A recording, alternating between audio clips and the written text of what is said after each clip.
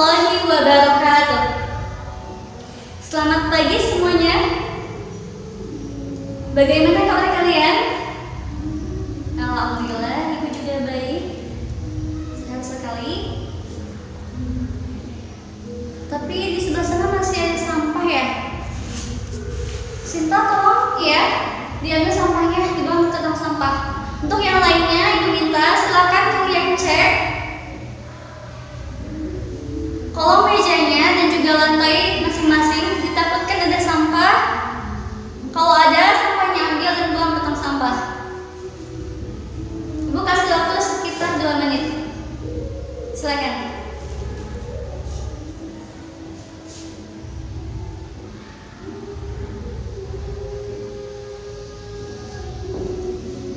Dikarenakan kelas sudah bersih, kita mulai ke materi kita. Sebelum itu, ibu minta silakan kalian cek teman masing-masing siapa yang tidak hadir pada pagi hari ini.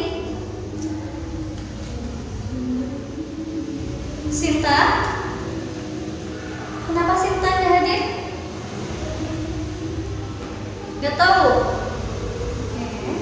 Gak ada yang tahu Sinta kenapa? Ibu anggap Sinta mau dia sakit atau misalnya izin, ibu anggap alpa. Dikarenakan tidak ada surat. Siapa lagi? Zainab. Zainab kenapa? Sakit? Apa ada suratnya? Ada. Boleh ibu lihat? Sini nak. Wah, ini pulpennya bocor ya nak ya. Oke, silakan.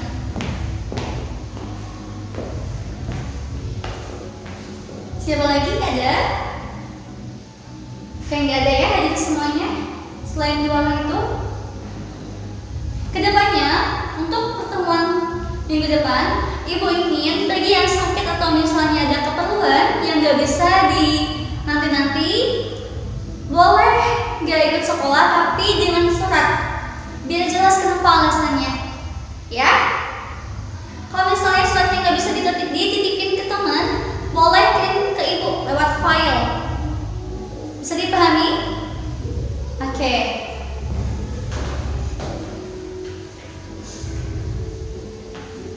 Alangkah baiknya sebelum kita memulai pembelajaran, mari kita berdoa agar pembelajaran kita pada pagi hari ini membawa berkah untuk kita semuanya. Kalian dalam memahami pelajaran dimudahkan dan dilancarkan. Silakan ketuanya Adam Abdul Rahman untuk memimpin doa.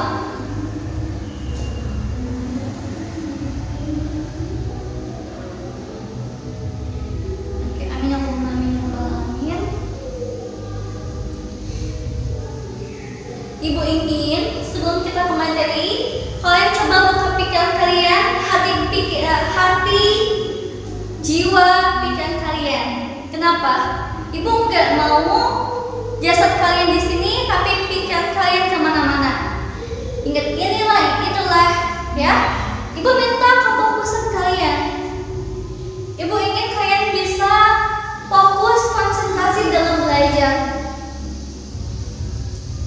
Saat coba kalian ingat kembali, bayangkan perjuangan orang tua kalian dalam mencari nafkah untuk kalian semuanya, ya. Kalian harus bersyukur kalian masih diberi kesempatan untuk bisa sekolah, menuntut ilmu. Sedangkan di luar sana banyak yang susah untuk sekolah. Mereka ingin belajar tapi nggak punya dana untuk sekolah.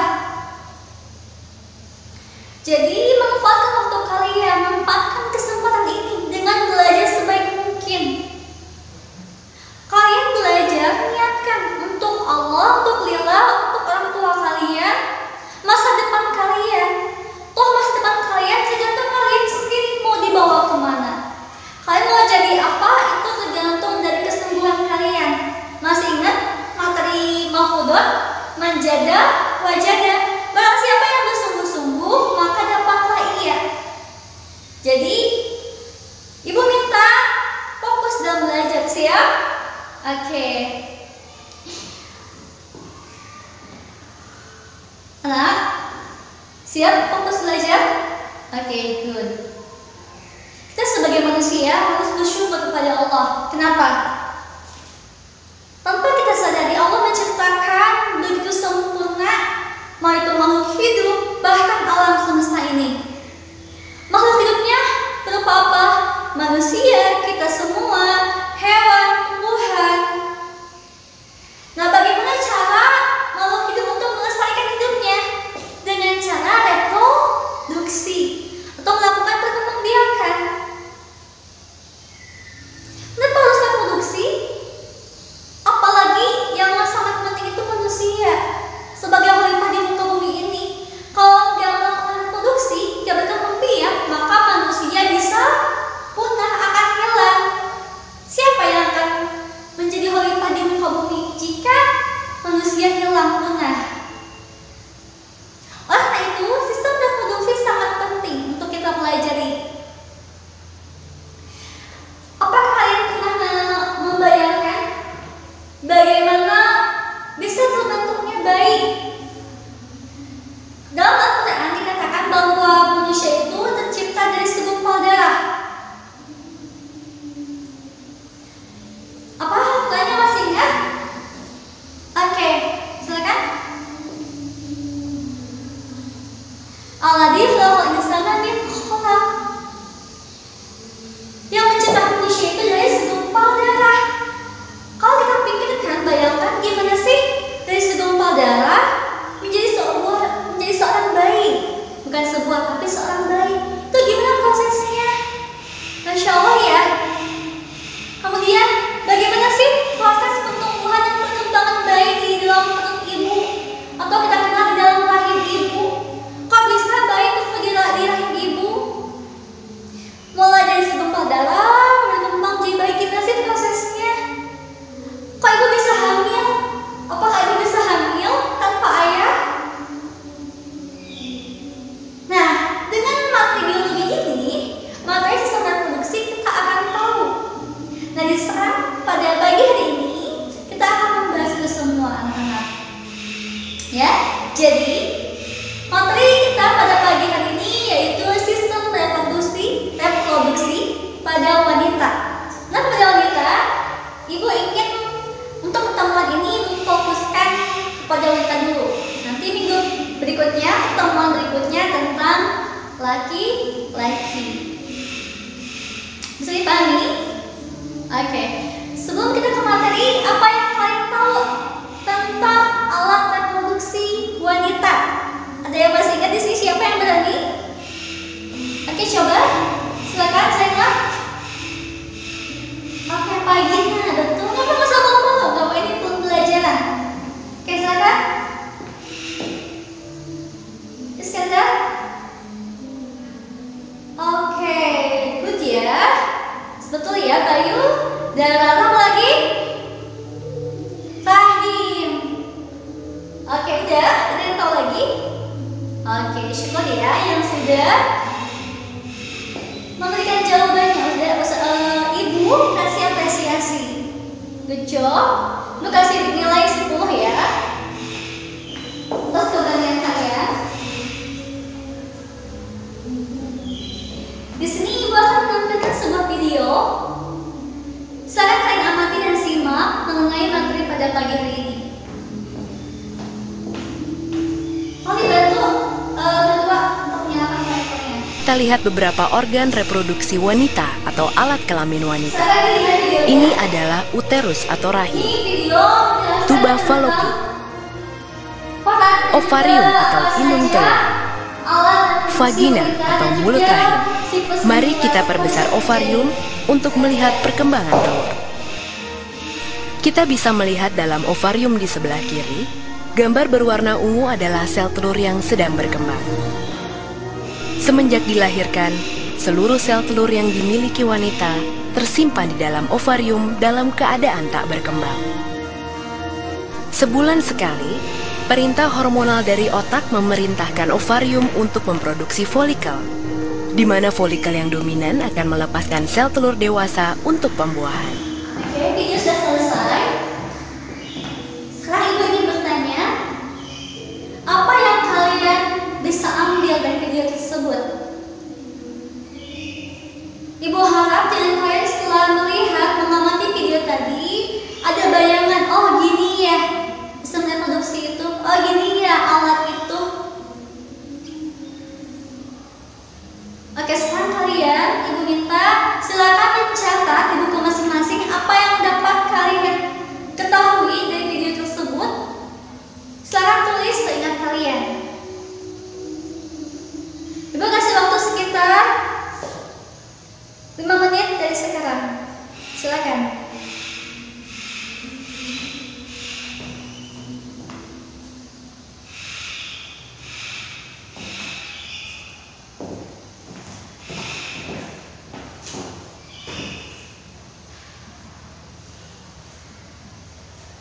Sudah menulisnya?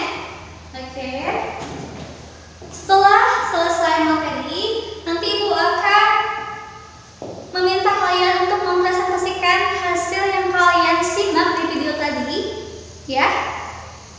Oke. Sebelum itu coba Ibu ingin mengetes dulu satu orang dari kalian sebagai perwakilan. Coba di sini Ibu minta Anissa, silakan Anissa, paparkan apa yang Sinta dapat dari video tadi. Oke. Coba. Apa lagi Sinta? Ya. Oke, give us Sinta. Tekan semuanya. Dari sini Ibu bisa melihat kesungguhan kalian, daya tangkap kalian, dan juga konsentrasi kalian itu cukup luar biasa. Oke, sekarang kita masuk ke materi kita, itu sistem reproduksi pada wanita.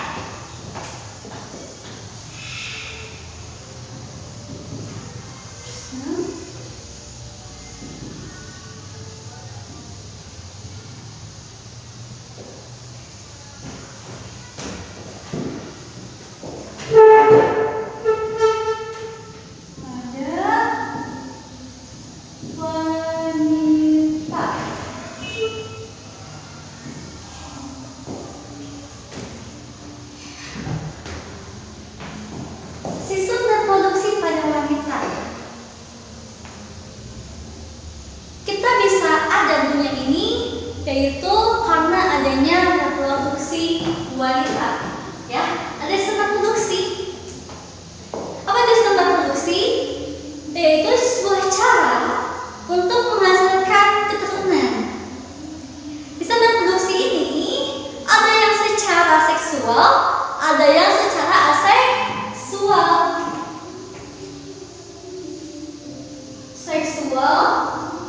dan aseksual.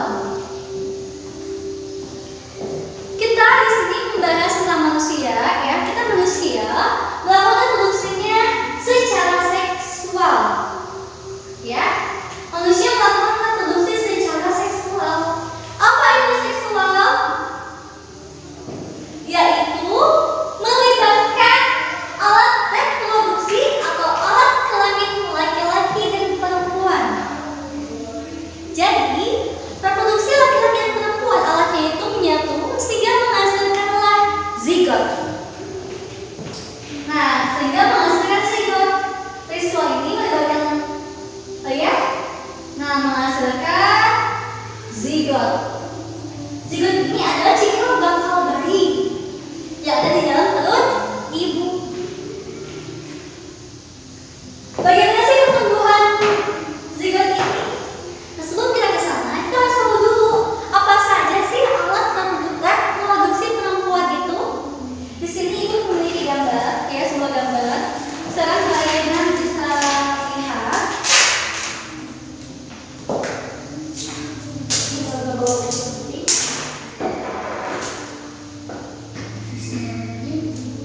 Kelihatan semuanya? Jelas gak?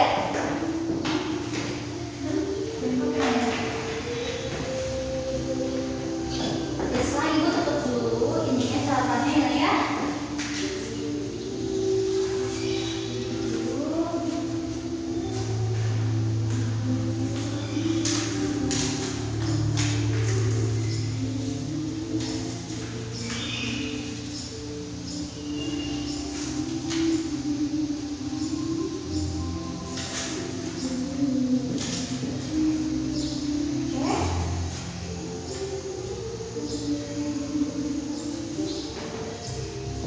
Coba cek dari belakang, kelihatan nggak? Kelihatan ya? Oke, sekarang kalian lihat ke depan. Lihat ibu ya, lebih cantik. No. Sekarang kalian lihat ke gambar di sebelah ibu. Di sini adalah alat reproduksi pada wanita. Ya. Dimulai dari yang pertama kita kenal dengan di sebelah sini. Ya, ini adalah ovarium. Bentuk yang bulat ini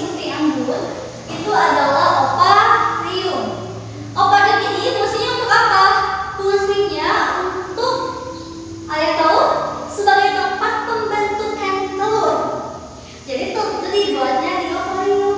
Apa sih Bu? Banyak telur di dalam vagina, di dalam tubuh reproduksi perempuan. Untuk laki-laki anak-anak itu ya, laki-laki ini akan menghasilkan sperma. Sedangkan perempuan akan menghasilkan sel telur. Kedua ini apabila menyatu akan menghasilkan zigot. Zigot itu cikal bakal bayi. Ya, jadi sel telur ini dibentuk di dalam akuarium. Nah, akuarium itu sebagai tempat pembentukan telur. Kemudian yang kedua adalah ovidum. Nah, ini adalah ovidum. Nah, ini adalah ovidum. Apa itu ovidum? Jika kita lihat, ya, ovidum ini adalah seperti jalan atau saluran telur. Jadi saluran ini ya akan menghubungkan atau sebagai tempat bertemunya telur dengan sperma. Di sisi lain, ovidum ini itu menghubungkan antara akuarium dengan uterus. Yang ketiga, organ reproduksinya itu yaitu uterus. Ini adalah uterus, anak-anak. Apa itu uterus, Ibu? Uterus ya, Nak. Itu adalah rahim. Ini adalah rahim, ya. Nah, ini di sini sebelah sini rahim. Rahim itu apa? Rahim itu sebagai tempat pertumbuhan dan perkembangan embrio. Terus zigotnya kemana, Ibu? Zigot yang ini itu ya dari situ akan berjalan bergerak menuju rahim, tetapi akan mengalami perubahan. Setelah mencapai rahim akan menjadi embrio. Nah, di sini itu adalah tempat pertumbuhan dan perkembangan embrio dan juga sebagai tempat melindungi embrio.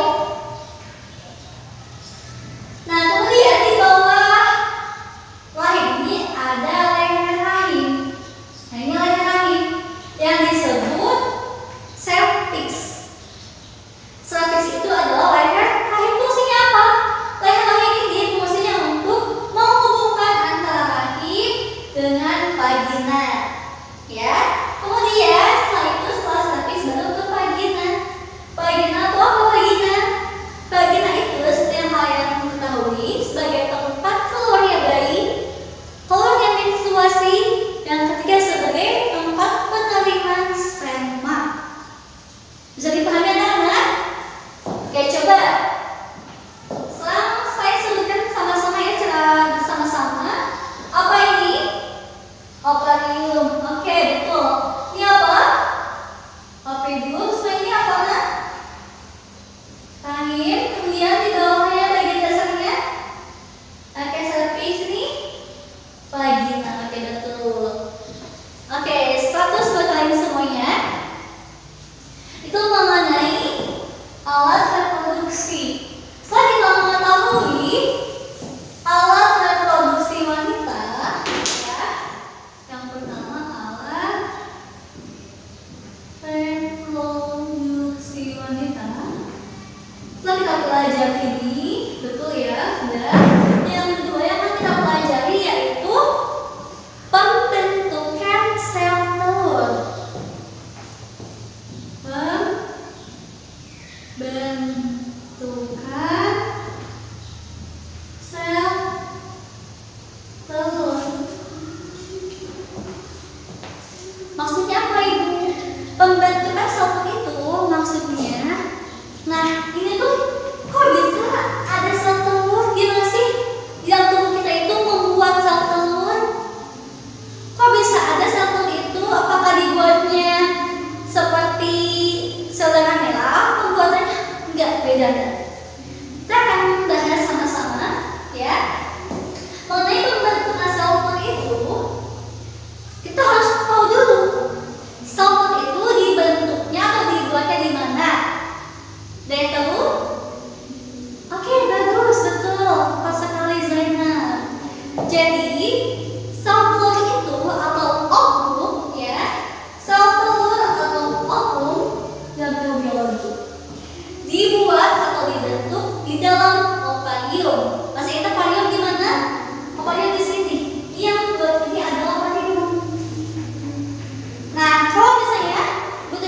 di bagian sini ovarium. Di sebelah kanan dan di sebelah kiri ada ovarium sepasang. Nah, di dalam sini jika kita membesar, ya, terdapat sel oogonium. Nah, ini ya ovarium ini kan tempat pembentukan sel telur. Proses membuat sel telur itu dikenal sebagai oogenesis. Kalau misalnya laki-laki, proses membentuk sperma itu disebut spermatogenesis. Kalau misalnya perempuan disebut oogenesis. Kalau laki-laki spermatogenesis, kalau perempuan oogenesis. Nah, oogenesis ini proses membuat telur, ya, di dalamnya itu dibantu oleh sel oogonium. Dibantu oleh sel oogonium. Ada beberapa jumlah sel oogonium di dalam ovarium. Apa itu sel oogonium?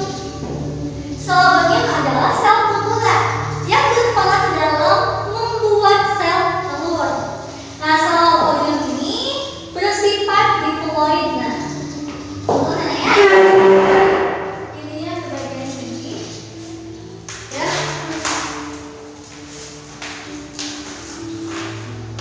Udah nempel, gimana ya? Bentar ya, bentar. Copot lagi.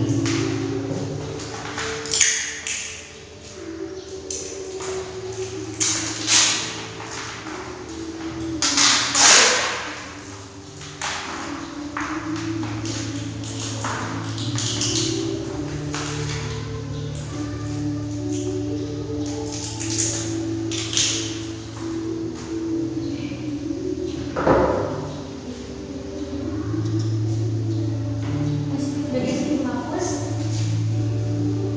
Sampai mana nih? Sampai ini ada sel oogonium, ya. Nah, sel oogonium ini bersifat diploid, ya, bersifat diploid. Nah, kenapa sifat diploid?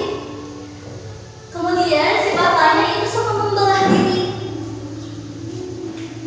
Nah, ibu buat suatu perumpamaan.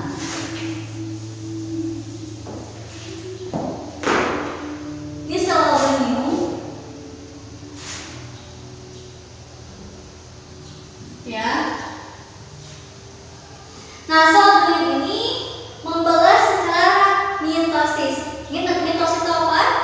Pembelahan mitosis yaitu pembelahan inti selnya tanpa sitoplasmanya ikut membelah. Jadi di bagian dalamnya aja membelahnya. Jadi menghasilkan lebih banyak sel oogonium.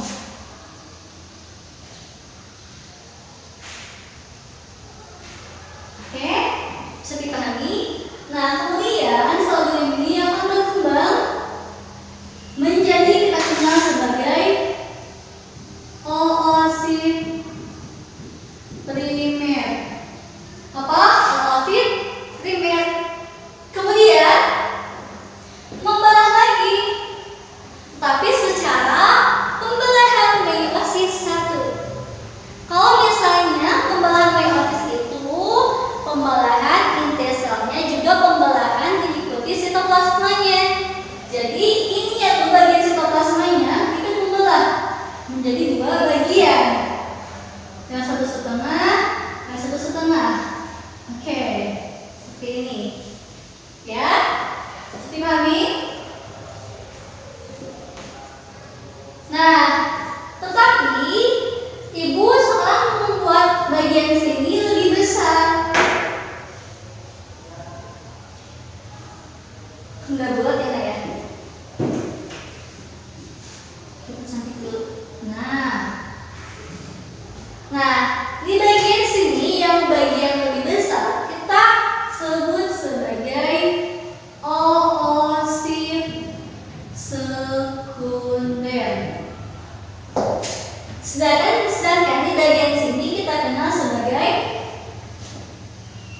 badan, kutub pertama. Ya, nah dengan apa ini membelah Bapak semuanya? Inti selnya juga membelah, ya, menjadi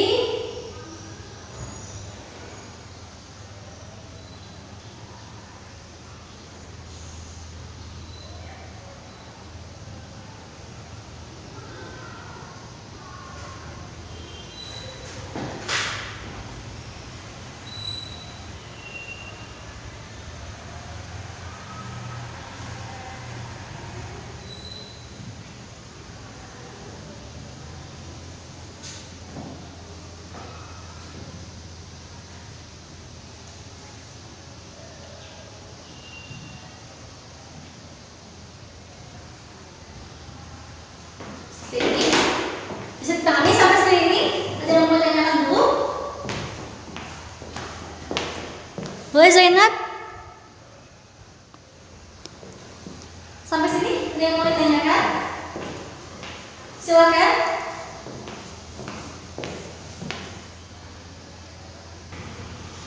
Oke, Bu jelasin ya. Nah, di bagian sini ya, ini yang ukurannya lebih panjang. Ya, ada 42, ini ada juga yang lebih kecil 42. Ini akan terbagi ini dua, ya, kita bagi. Sini kecil, ini besar. Ini lebih kecil. Nah, setelah membelah secara meiosis 1 ya, ini secara meiosis 1. Coba hapus dulu ya bagian sini. Hapus dulu. Ini secara mitosis pembelahannya pakai kotak ya.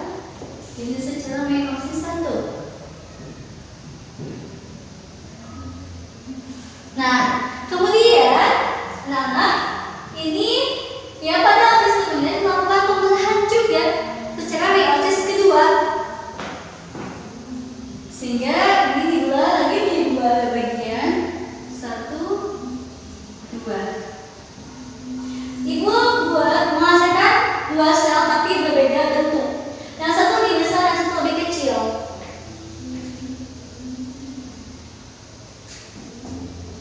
Begitupun pada bentuk pertama itu membelah secara meiosis kedua, ya, sehingga menghasilkan 2 sel anak yang memiliki sama bentuknya, kecil. Nah, ini melakukan pembelahan secara meiosis kedua. Nanti diikuti dengan sitoplasmanya di bawahnya. Nah, sehingga menghasilkan ini disebut sebagai ootin. Kalau pada laki-laki spermatin, kalau perempuan ootin, ya. Nah, karena ini ketiga ini memiliki warnanya sama, yaitu kecil, ini kecil, ya, kita sebut sebagai badan, kutub kedua. Kalau yang besar ini kita sebut sebagai ootin. Ibu kenapa sih pas pembagian di bagian sebelah sini mulai dari ootis sekunder kok lebih besar bentuknya daripada yang satu, kok nggak adil gitu kan? Ya, mengapa? Dikarenakan bentuk ya pada ootis sekunder ini yang bentuknya lebih besar. Mengapa besar? Karena mengandung kuning telur. Di dalamnya itu ada kuning telur dan juga ada sitoplasma, jadi besar. Sedangkan pada yang ini yang kecil itu hanya mengandung inti selnya saja, jadi kecil. Nah, pada ootis sekunder setelah membelah ya, ini juga mempengaruhi ke keturunannya gitu. Jadi menghasilkan bentuk yang lebih besar dan bentuk yang lebih kecil. Nah, bentuk yang besar ini nantinya akan berkembang menjadi sel telur yang haploid.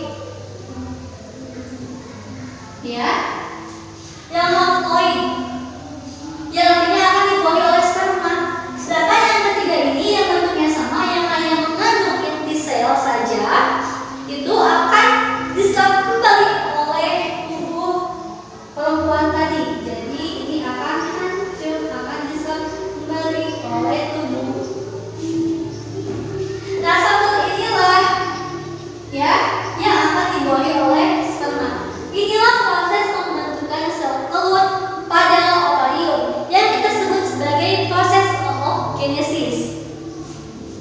Sudah dipahami? Sampai sini ada yang mau tanyakan?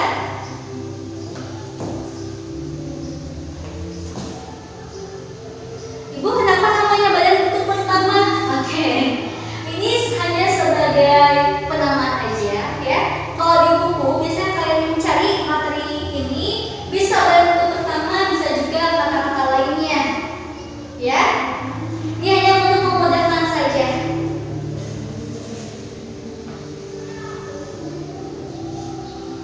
Oke, kalau misalnya sudah cukup, gak ada yang mau bertanya lagi, kalau udah paham, lanjut ke materi selanjutnya ya. Oke, Bu hapus ya, nggak apa-apa. Sudah ditulis? Sudah? Oke. Hapus ya.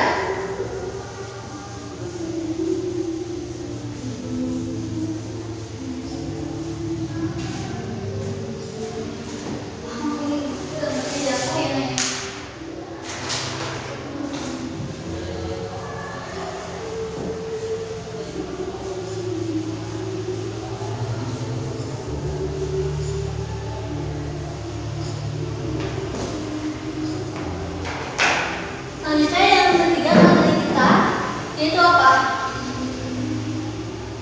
Perbedaan antara sperma dan sel telur.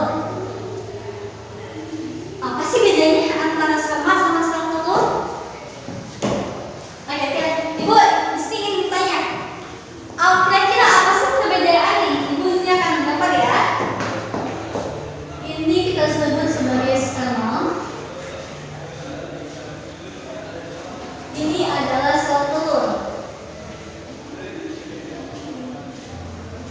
Oke, mau perhatiin ya.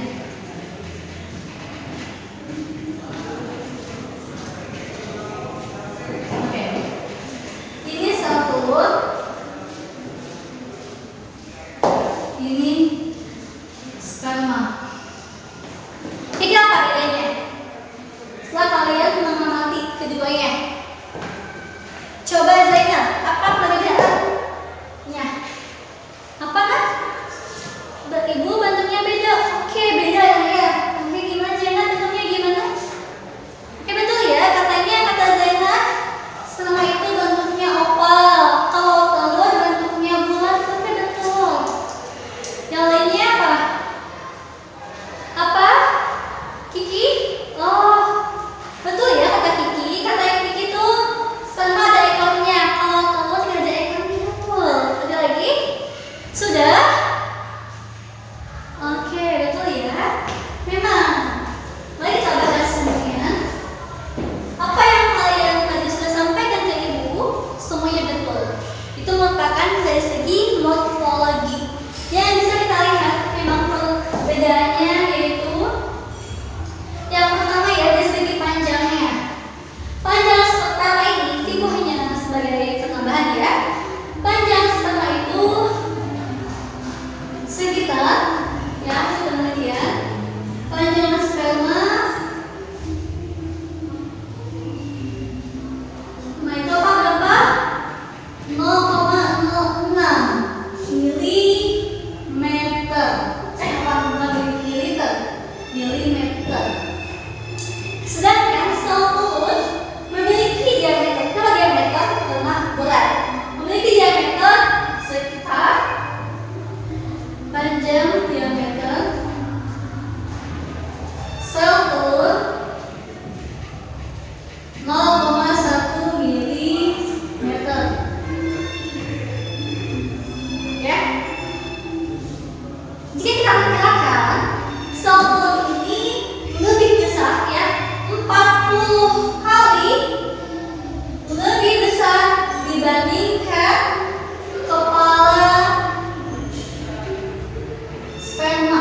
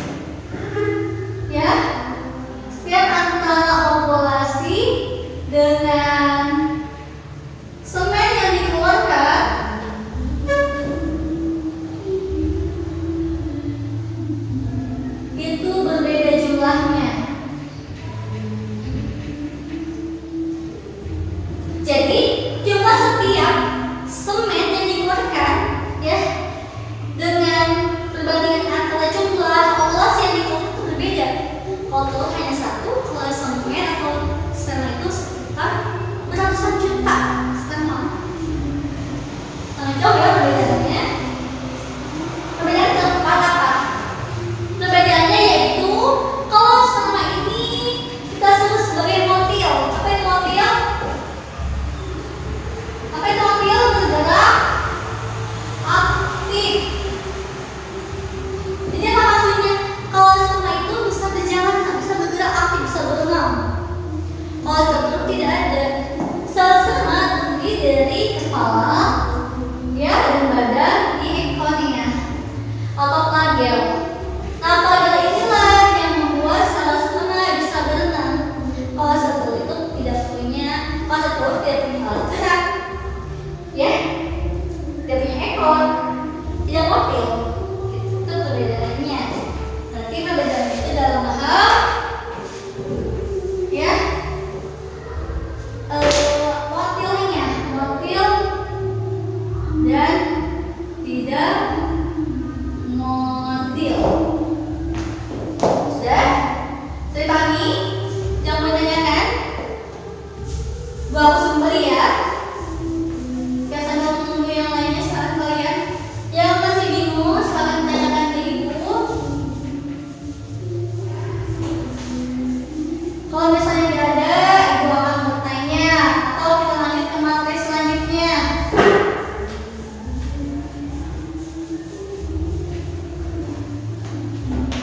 Ada sampai sini yang mau ditanyakan? Kita lanjut ke materi selanjutnya, yaitu tentang fertilisasi. Apa? Fertilisasi atau pembuahan. Yang sudah ibu singgung tadi, pembuahan itu gimana sih? Pertumbuhan dan pertumbuhan dan perkembangan embrio gitu kan, sampai jadi janin, terus bayi gitu kan, dari bayi. Gimana sih prosesnya? Nah, fertilisasi atau pembuahan akan bisa terjadi apabila sperma berhasil masuk ke sel telur. Maksudnya gimana sih ibu? Ini punya gambar kedua. Mohon maaf ya jika bentuknya kurang bagus. Kalau bagus, sebentar ya. Buat tempelin dulu.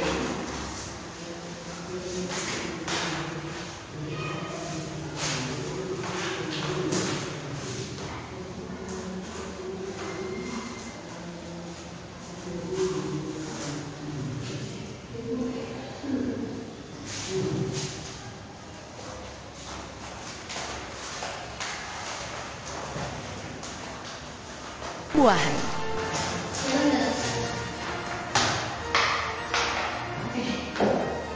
Jutaan sperma dilepaskan dalam satu kali ejakulasi saat puncak senggama. Setelah dipancarkan ke dalam mulut rahim, sel sperma bergerak ke dalam rongga rahim dan saluran telur untuk mencapai sel telur yang matang dan siap dibuahi. Dari jutaan sperma yang dipancarkan, hanya beberapa yang dapat bertahan hidup mencapai indung telur, dan hanya satu yang akan bertahan hidup mencapai indung telur. Sperma kemudian mempenetrasi dinding sel telur, kemudian mengkombinasikan materi genetiknya dengan sel telur dalam proses yang disebut pembuahan. Pembuahan akan terjadi apabila sperma berhasil masuk ke sel telur. Di sini ibu memiliki gambar yang berarti adalah sel telur setiap kalian ketahui, sedangkan di sini adalah sperma. Jadi laki-laki akan mengeluarkan spermanya atau semen sekitar 200 sampai 500 juta sperma.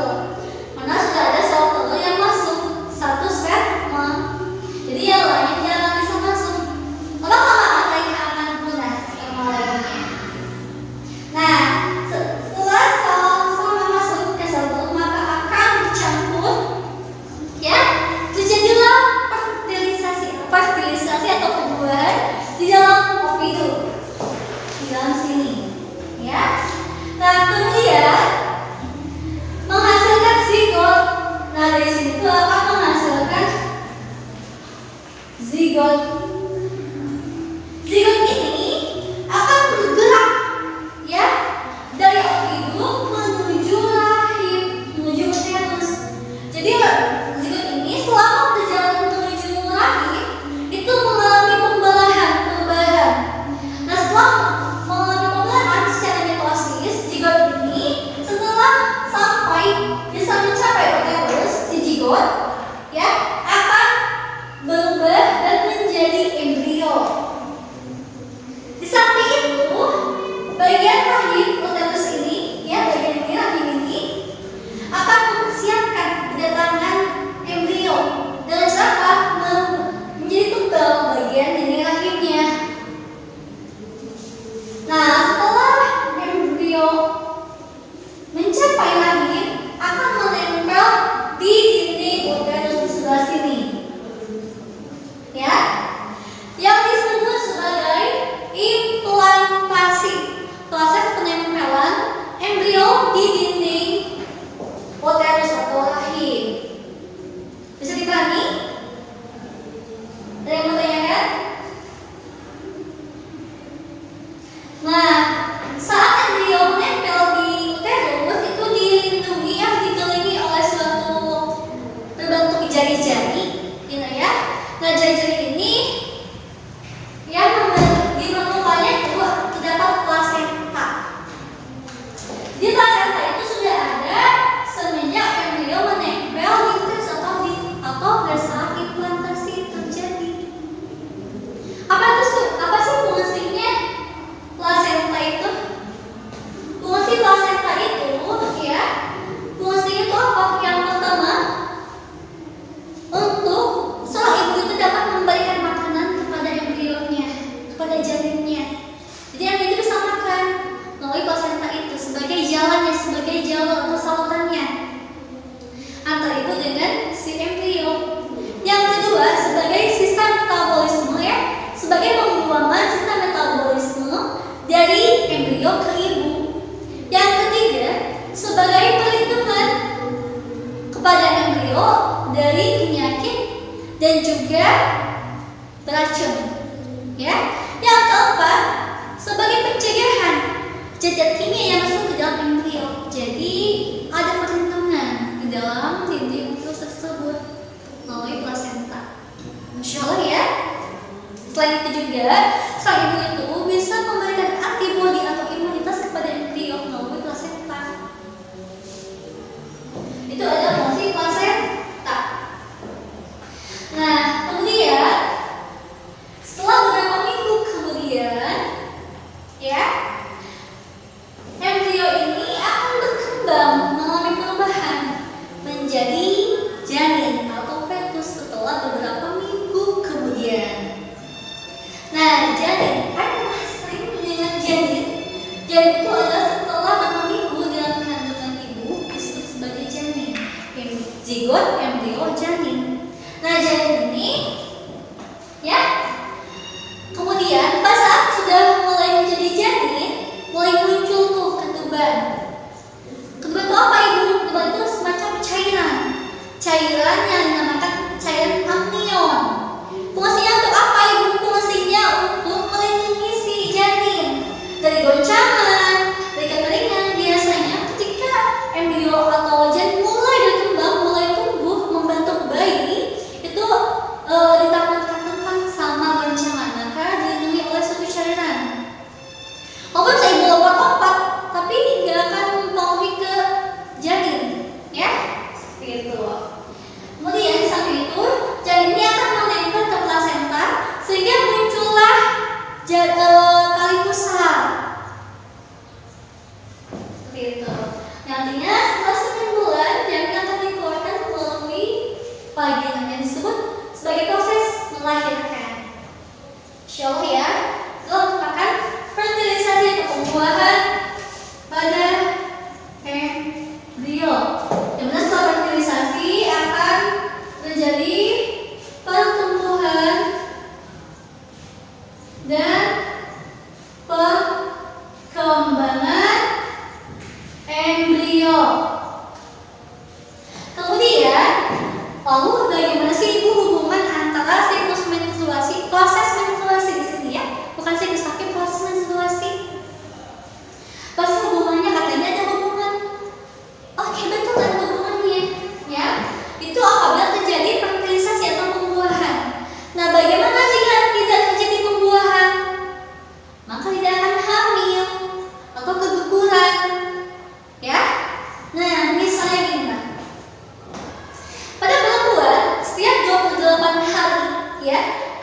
yang 6 hari, ada yang sebulan 2 kali, berbeda-beda tergantung perempuannya ya. Siklus menstruasi yang tergantung dari sananya. Lalu itu biasanya setiap kata ya menghasilkan sel telur atau ovulasi itu ya setiap 24 hari sekali.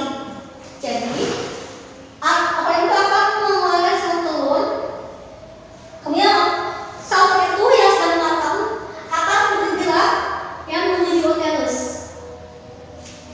Tetapi apabila setelah 14 hari atau misalnya beberapa minggu kemudian atau misalnya 14 jam atau beberapa waktu dia dibuahi ya ada waktu tertentu yang sudah ditentukan, maka sel telur ini akan hancur ya, sehingga sel telur ini akan hancur berubah menjadi gumpalan darah atau sel darah, menjadi darah menstruasi yang kita sebut sebagai menstruasi. Nah, akan tumbuh di sini kemudian dikeluarkan melalui vagina.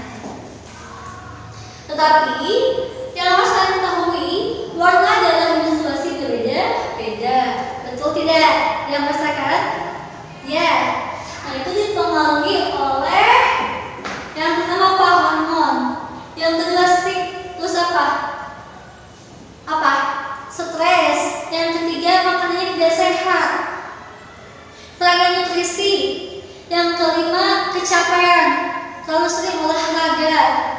Selanjutnya mengapa juga bisa mempengaruhi warna darah haid ya. Ada yang darah haid itu ada yang normal, ada yang tidak normal, ada yang sehat, ada yang tidak sehat. Makanya kita sebagai wanita harus mengenali warna darah menstruasi. Di sini ibu hanya akan sedikit menyampaikan warna darah menstruasi. Untuk selebihnya silakan kalian cari referensi di rumah masing-masing ya untuk menambah wawasan kalian. Sampai sini dari kami mengenai proses menstruasi. Udah ya? Oke, sambil menunggu aja.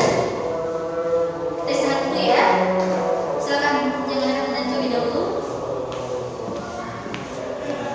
Kita lanjut ke materi kita selanjutnya tentang darah menstruasi ya.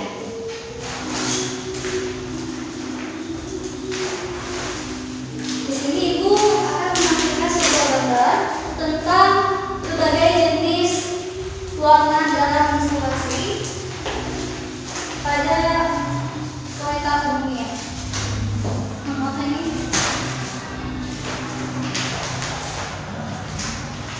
maksudnya ya, bukan gambaran dulu.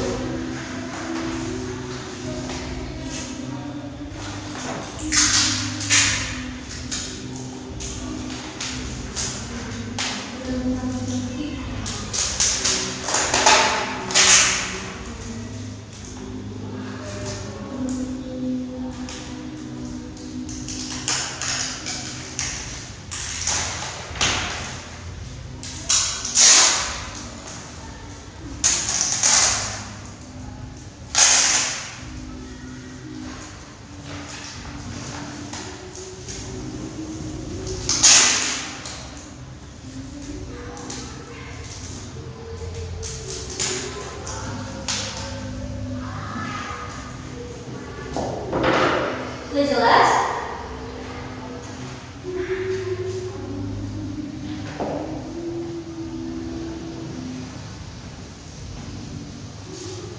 Di sini adalah warna-warna darah menstruasi ya.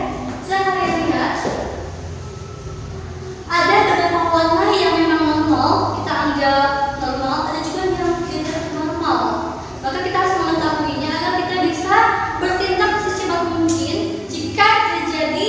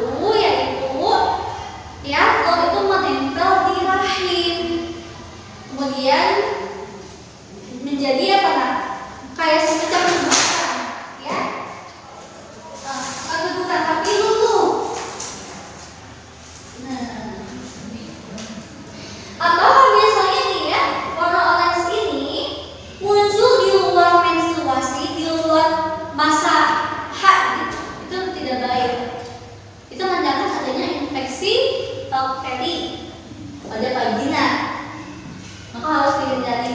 Selanjutnya yaitu warna pink pucat. Kelihatan? Pink pucat ini ya menandakan kurangnya nutrisi, kurang zat besi, disebut sebagai anemia, kurang darah. Maka disarankan bagi yang mengalami warna darah seperti ini, pink pucat, ya, perbanyak makanan yang bisa meningkatkan darah merah kalian, sel darah merah kalian. Contohnya apa? Makanan HT. Tahu? HT ya, hati ampola gitu kan ya. Nah itu bisa, atau juga bisa mengonsumsi samudio juga boleh. Selanjutnya ini ya, warna merah menyala, terang banget. Nah ini normal, bisa dikatakan sehat. Biasanya warna merah menyala ini pada hari ketiga, gitu kan, pertengahan atau bahkan ada yang langsung warna merah menyala. Nah ini normal, ya. Tetapi ini ada maknanya enggak? Ya, kalau misalnya warna merah menyala ini teksturnya itu nggak wajar, kayak semacam mirip kayak selai stroberi, tahu selai stroberi yang buat roti kayak gitu, tumpalan itu menggumpal, itu tidak baik. Nah itu berarti adanya ketidakseimbangan antara progesteron dengan estrogen. Jadi disarankan jika warna merah menyala ini menggumpal kayak selai stroberi gitu ya bentuknya, teksturnya, maka kurangi makanan gula yang manis-manis, yang terbuat kedelai, susu juga dikurangi agar seimbang antara progesteron dan estrogen. Selanjutnya adalah warna merah muda, pink. Ya, nah kalau misalnya warna pink ini ya nggak pucat tapi warna pink, gitu kan.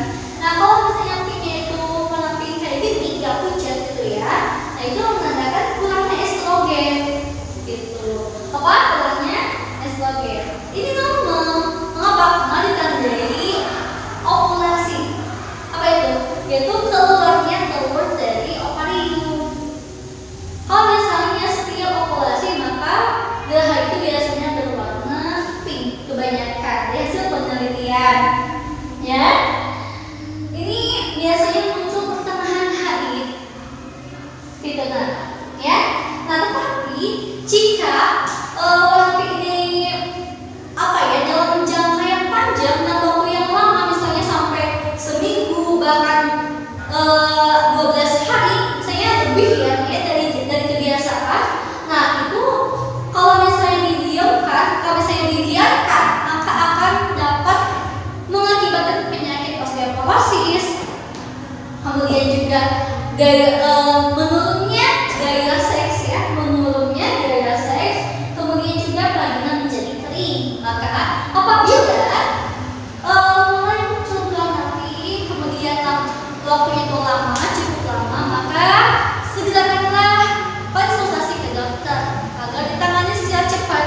Kalau misalnya cuma setahun, 2 hari, 3 hari wajar, itu masih dikatakan normal, ya. Sedih pahami? Nah selanjutnya ya materi kita yaitu tentang penyakit dan cara pencegahannya.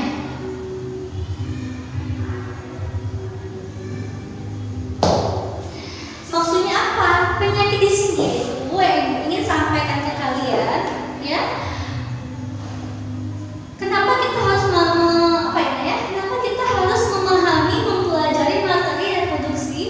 Karena sangat penting untuk jadi edukasi kita dalam keseharian kita bahkan. Kenapa? Karena apabila kita tidak membersihkan ya atau tidak menjaga kesehatan organ reproduksi perempuan secara sebaik mungkin ya, semaksimal mungkin, maka akan berakibat fatal, yaitu akan timbul beberapa penyakit. Sebenarnya penyakit yang akan muncul pada organ reproduksi wanita, yaitu laki-laki ya, itu banyak sekali apalagi di zaman sekarang itu berbagai macam jenis penyakit ada. Semakin majunya zaman, semakin makanan aneh-aneh muncul. Nah itu juga dapat mempengaruhi semakin banyak pula penyakit yang muncul. Oke, di sini Ibu akan menyampaikan beberapa penyakit, yaitu 3 jenis penyakit saja, ya, yang akan Ibu sampaikan ke kalian tentang penyakit pada wanita, tapi bisa juga pada laki-laki. Selebihnya kalian bisa mencari referensi lain di buku atau misalnya di rumah ya, melalui internet tentang jenis penyakit lain yang dapat membahayakan reproduksi kalian, organ reproduksi wanita ataupun laki-laki, ya. Nah, sebelum ke sana, yang pertama ya, Ibu harapkan, Ibu minta ke kalian semuanya tolong, khususnya untuk perempuan nih, ya, sering ganti CD atau celana dalam. Mengapa? Karena dapat membahayakan kalau misalnya jarang diganti. Yang kedua apa? Jarang menjaga kebersihan organ vital. Yang ketiga jarang mengganti pembalut. Itu berbahaya, ya. Tapi jangan yuk adalah edukasi. Oke, langsung aja buat kita tentang penyakit. Yang pertama, tulisnya ya. Betul nggak? Betul kelihatan. Oke. Yang pertama itu adalah penyakit AIDS atau HIV. Nah, penyakit AIDS ini atau HIV atau AIDS ya, Ibu yakin kalian pasti sering mendengar kata AIDS atau HIV, itu di media sosial, di WhatsApp, di status teman, di berita, di internet, dimanapun. Pasti kalian tahu apa itu AIDS. Seperti apa itu AIDS?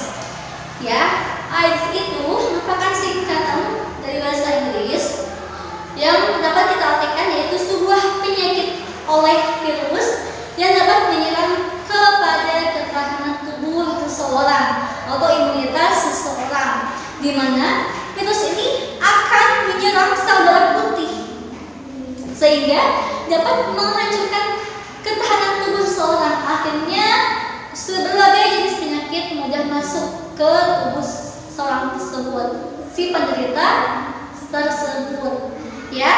Mulai dari penyakitnya yang ringan, parah. Upaya pencegahannya seperti apa? Yaitu yang pertama, usahakan menggunakan jarum suntik yang steril, apapun itu, untuk kegiatan apapun itu. Yang kedua, ketika mendapatkan darah, ya, saat butuh darah, usahakan darahnya itu berasal dari orang yang sehat. Yang ketiga, tidak boleh menggonta-ganti pasangan.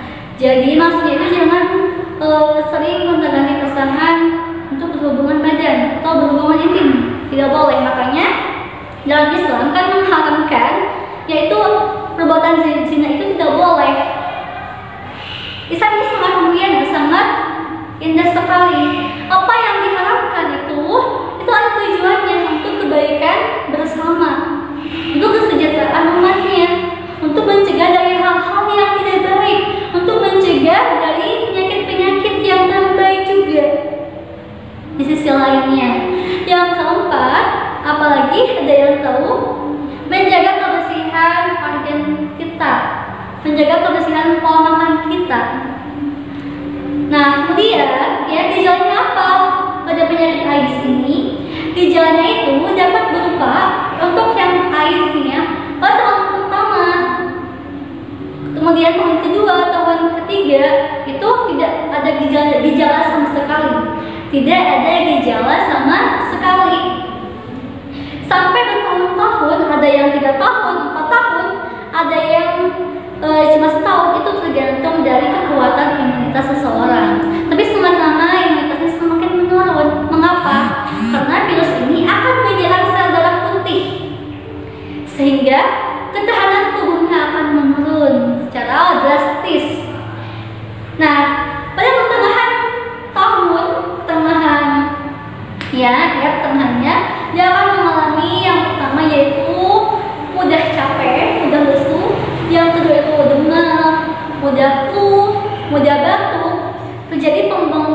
simple, berat badan turun drastis, samping itu sering diare kronis, munculnya bisul, dan mulai sesak napas tak henti-hentinya sehingga menimbulkan dan berefek pada kematian.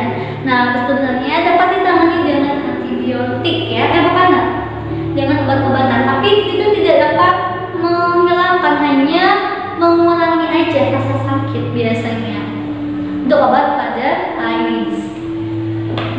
Selanjutnya yang kedua yaitu penyakit gonorea.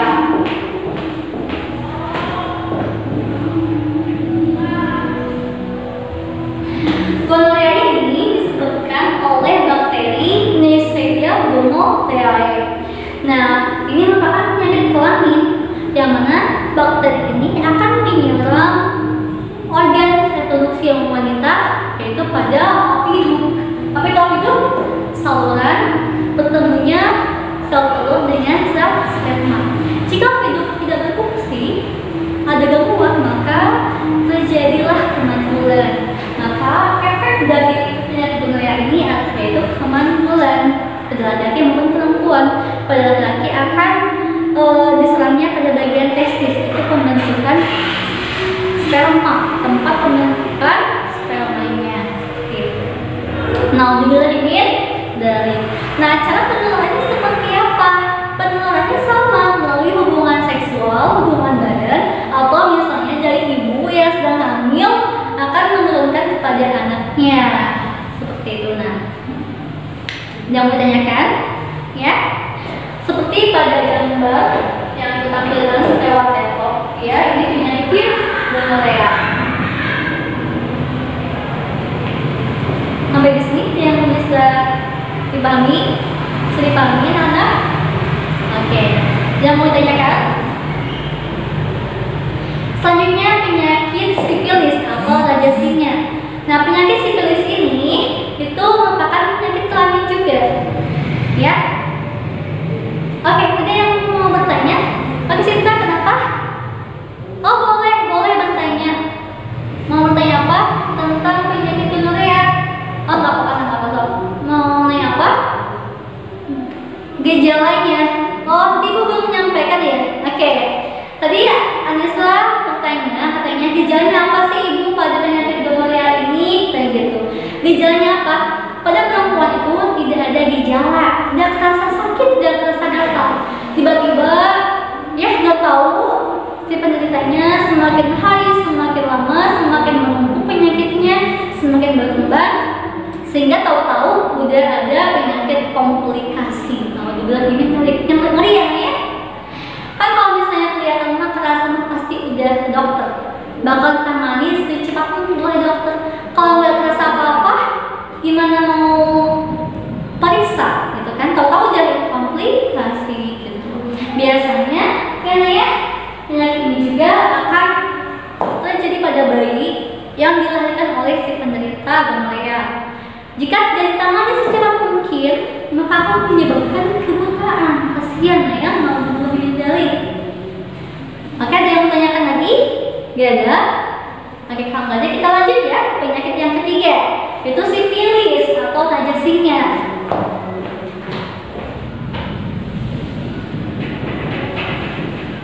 Sifilis ini ya dilakukan atau misalnya sifilis ini disebabkan oleh bakteri Treponema pallidum. Bakteri ini juga bakteri ya. Kalau AIDS itu oleh virus AIDS, kalau misalnya gonorea oleh bakteri Neisseria gonorrhoeae, kalau ini yang sifilis oleh bakteri Treponema pallidum, ya, akan menyerang organ reproduksi perempuan, laki-laki atau perempuan. Nah, sifilis ini, raja singa ini sama. Cara penularannya itu bukan dari kontak fisik, kontak langsung. Maksudnya kontak langsung tangan dengan tangan, terus langsung memang tidak, tetapi melalui hubungan badan. Seperti itu. Gejalanya itu apa? Gejalanya penyakit itu bertahap. Tahap pertama itu anak-anak ditandai ya dengan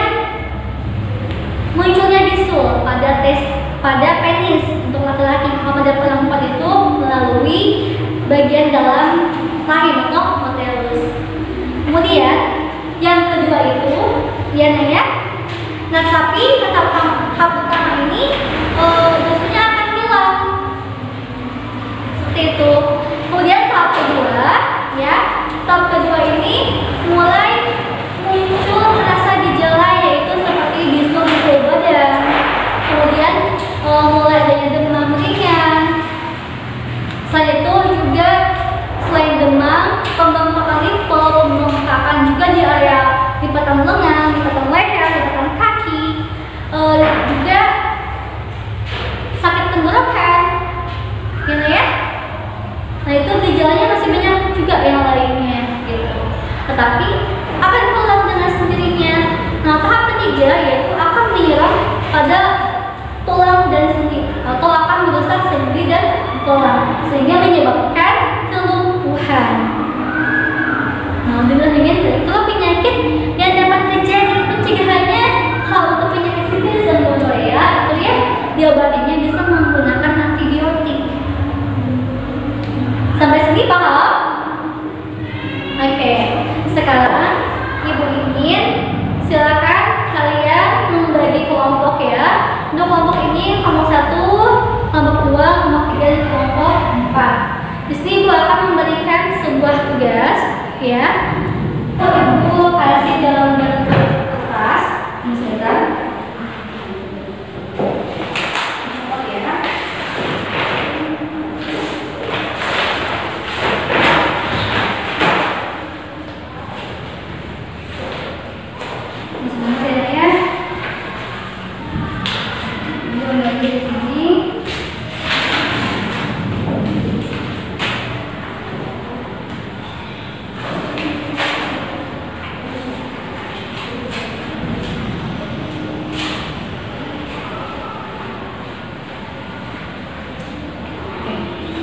Di sini ibu membuat ya kertas. Isinya itu adalah sebuah tema sebagai acuan kalian untuk diskusi. Tiap kelompok beda-beda temanya. Nanti diskusi ibu akan tanya dan kalian persiapkan untuk mempresentasikannya, ya. Jadi jangan lupa untuk selain itu juga ibu memberikan tugas ke kalian untuk mendiskusikan ya tentang video yang telah ibu kasih sebelumnya. Jadi kalian kembangkan. Oke, silakan. Nomor 1, 2, ini nomor 3, nomor 4. Oke. Sekarang kalian buka kertasnya dan diskusikan. Ibu kasih waktu sekitar 15 menit untuk mendiskusikan. Kenapa ibu memberikan kesempatan buat kalian diskusi? Tujuannya untuk mengasah kemampuan kalian, kayak semacam menyampaikan, memaparkan apa yang kalian pahami, ketahui. Belajar untuk saling bekerja sama, saling melengkapi materi teman-teman. Ya, kalian yang paham bisa tanyakan ke ibu. Di sisi lain ibu ingin menguatkan solidaritas kalian dan juga memberikan kesempatan agar kalian bisa berani menyampaikan pendapat kalian. Oke, silakan.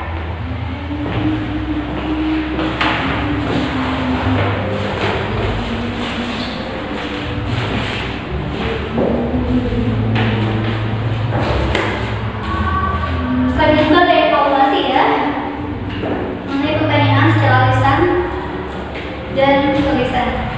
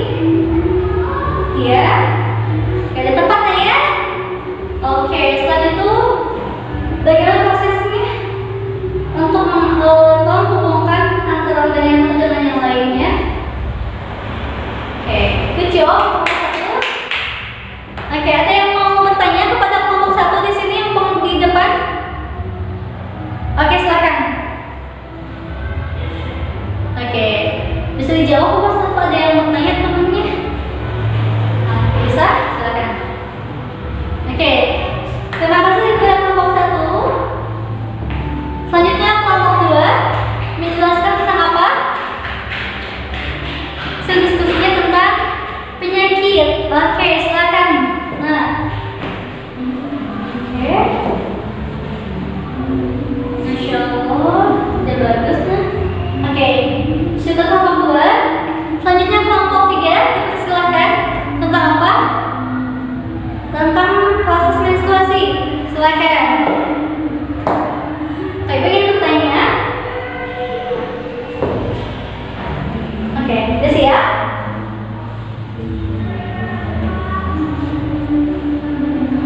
Oke, gue ingin bertanya kepada Zainab mengenai proses menstruasi. Ya, pada saat menstruasi itu gagal, maksudnya betul bukan itu, tapi apa penyebab dari warna menstruasi berbeda-beda? Bisa dijelaskan kenapa? Oke, syukur. Tadi ngomong apa? Ingin menjelaskan apa? Menjelaskan tentang video yang ibu kasih dari kelas awal. Oke, silakan. Oke, ada yang mau melengkapi tentang video yang ibu pernah kasih sebelumnya, sebelum ke pembelajaran? Oke, silakan. Oke, terus semuanya dikatakan hasilnya memuaskan, bagus semuanya ya. Ada yang kurang tapi kalian sudah bisa untuk melengkapi kekurangan kalian. Oke, ibu kasih nilai untuk kalian semuanya dalam bentuk nilai ya. Tadi siapa yang ke depan?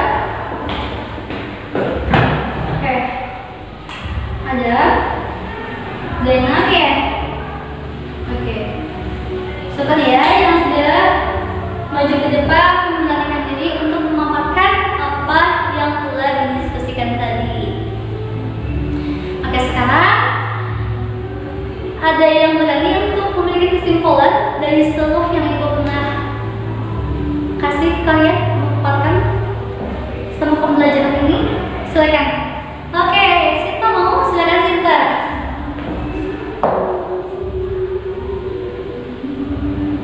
Oke, difokus untuk Sinta. Terima kasih Sinta. Kesimpulannya sangat bagus sekali ya. Semua yang ibu sampaikan pada intinya sudah tersampaikan oleh Sinta. Oke, mungkin cukup sekian yang dapat ibu sampaikan ke kalian semuanya. Dan lebihnya ibu mohon minta maaf karena aturan itu datang dari ibu sendiri. Kalau misalnya kelebihan datang dari Allah Subhanahu wa Ta'ala. Kafaratul majlis subhanakallahumma wa bihamdika asyhadu an la ilaha illa anta astaghfiruka wa atubu ilaik. Ibu ingatkan kembali jangan lupa untuk tugasnya teman ke depan ya.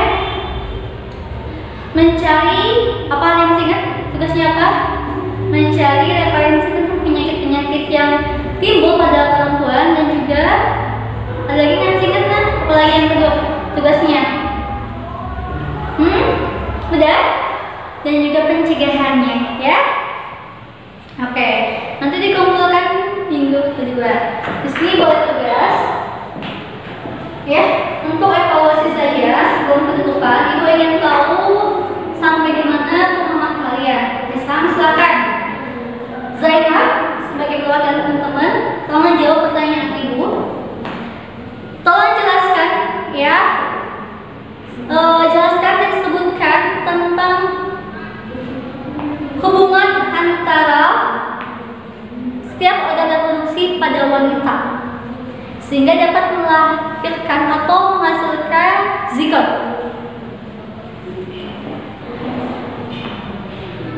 Oke, ulang kembali. Sebutkan dan jelaskan organ reproduksi pada wanita serta fungsinya. Oke. Sekarang Hasan. Hasan, paparkan apa yang Hasan ketahui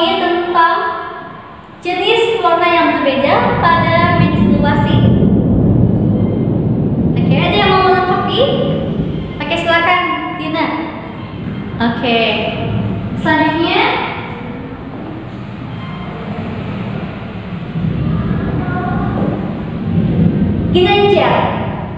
Ginanjar, bisa jelaskan ke Ibu upaya pencegahan seperti apa yang dapat mencegah kita dari munculnya penyakit yang berbahaya, terutama pada reproduksi.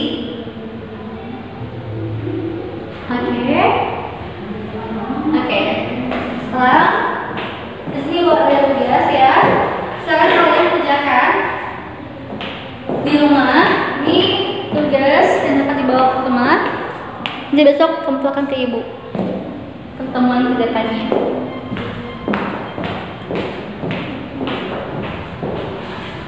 Oke, kakak penulis, subhanakallahumma bihamdika asyhadu an la ilaha illa anta astaghfiruka wa atubu ilaik. Wassalamualaikum warahmatullahi wabarakatuh. Kalian bisa dimatikan proyektornya. Sebelum pulang, kalian silakan beresin buku ya, meja sama kursinya, dan jangan lupa buang sampah jika di ruangan kelas ini ya.